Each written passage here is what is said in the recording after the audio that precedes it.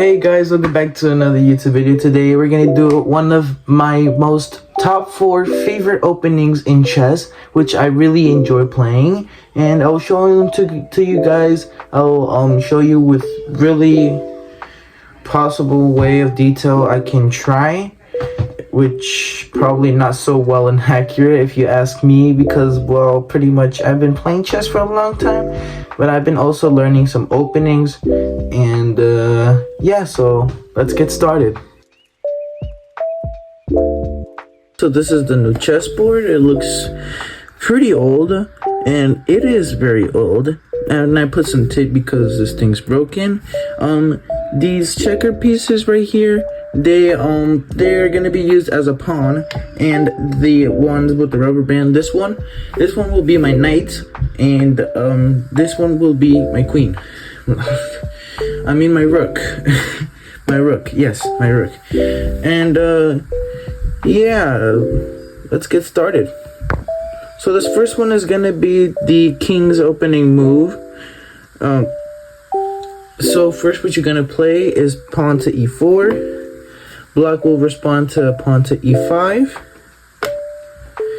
And then you'll play knight to f3. And if they move their black piece to knight to c6, which is right here, then you will respond to knight to c3. And next, if they play the knight to f6, you will respond to bishop to c4.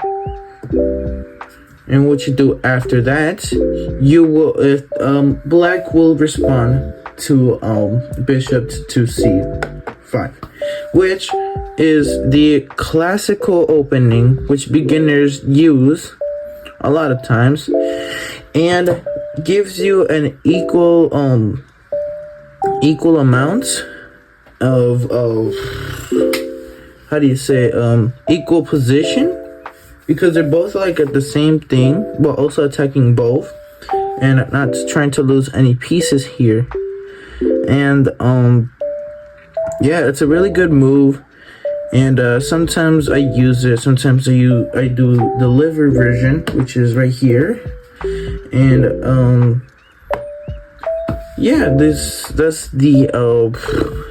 is the king's opening move. For this one, we're gonna do an opening called the Italian opening, which is also I use frequently. Some players also use this a lot of times, and so this is how it's played. It's played by first things first, pawn to e4, black responds to e5, and you can use your knight to knight to f3. And they will respond probably with knight to c6. And then instead of bringing out the other knight, which is here, which that would be playing the king's opening, instead of playing that, you'll be using your bishop. You'll go to bishop to c4. There is your Italian game, which is a really good setup, because it gives you an early castle too, which is pretty good because you do not want your king to be in the center at this time. And black has a lot of opportunities to do that, to to have an advantage, but mostly you do, pretty much, because then let's see, you'll open the pawn, they'll probably start opening their bishop, and you have your bishop open. You can go here, attacking the queen very early, but sometimes they can just stop it with this bishop here, and yeah, the game goes on. And yeah, it's one of my favorite openings to play too, which is pretty fun. And yeah, let's go on with the next one. So this other opening is called the Halloween Gambit, which is my also favorite opening in the chess opening, which will pretty much give you the position and not let any black pieces develop. So for example, let's start off with pawn to e4. Black plays with e5. Then play with knight to f3, which is right over here. Black plays with knight to f6. Wait, hold on, give me a second. Nope, never mind. Knight plays with knight to c6. And next what they will do is go to knight c3. Then if black responds to knight to c6, no, f6 now, sorry. This look kind of familiar, right? This is kind of like the king's opening move.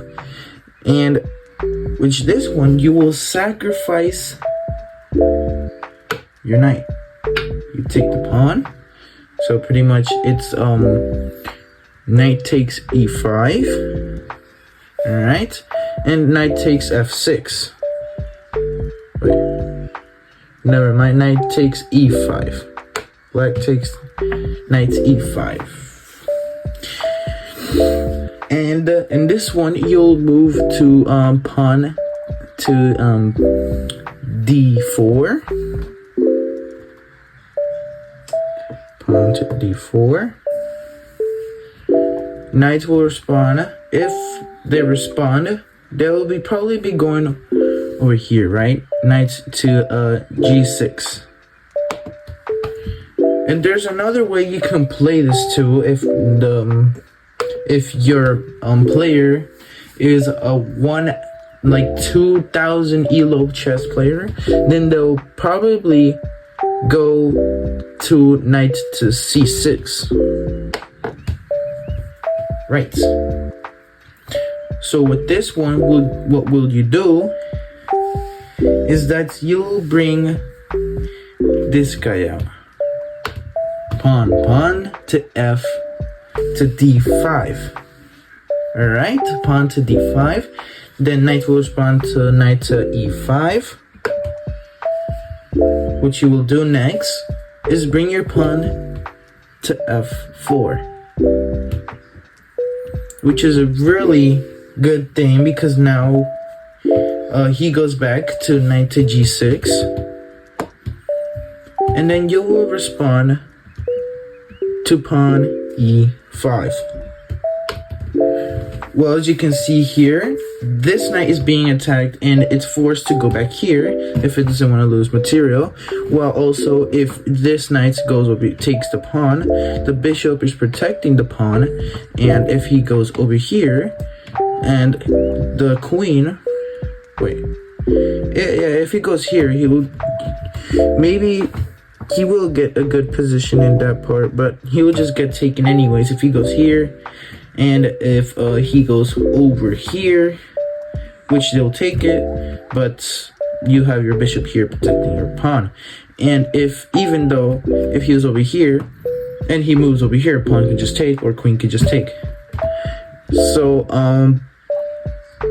yeah, what you can do, which they will do, is go to knight to g8, right? They want to save their material, right? And so what you will do is bring queen to b3. Which is really good because now you are also attacking the knight, and which you'll probably move here. Knight to h4. But he won't be able to do much because of this whole thing, right? The whole structure, they have hardly any pieces developed, just one single knight. And so I would play pawn to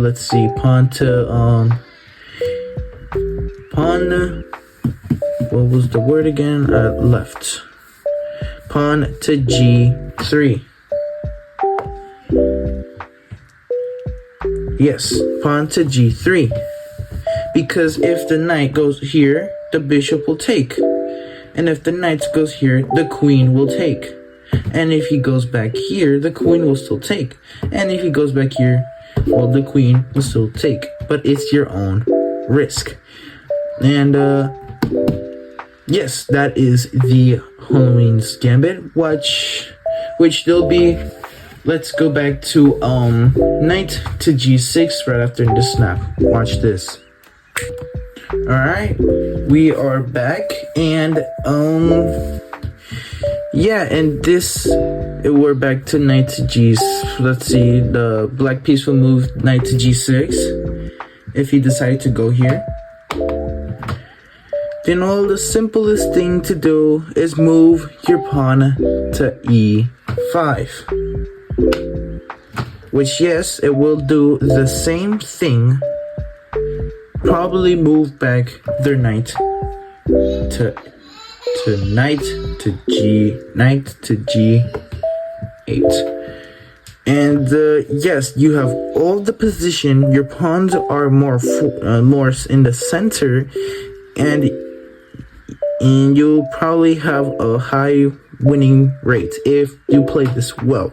And not knowing any of the movements if I've been showing. And so, yeah, that's the third one. So this next one will be the Danish Gambit, which is also very fun because this one is going to be wild. In the Danish, and you will start off with pawn to e4. If you may be wondering why we always play with e4, e4 is the most well-known piece to move. The pawn moves to e4 because it gives you a good center. And so if black responds to pawn to e5, then you'll do is sacrifice your pawn and play pawn to d4. Pawn will then take pawn will take d4. Pawn will take d4, and what you will do is move your pawn to e5. Wait, yes, e5.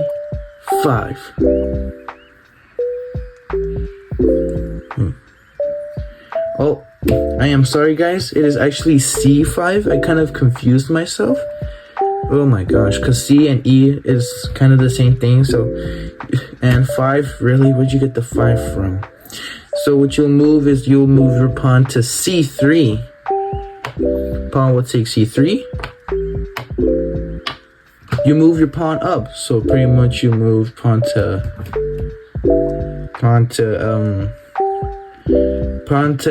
I can't speak right now. Pawn to e5, there we go. And he will take your pawn in b2, and which you will simply take with bishop b2, in which, as you can see here, you have all the advantage you need.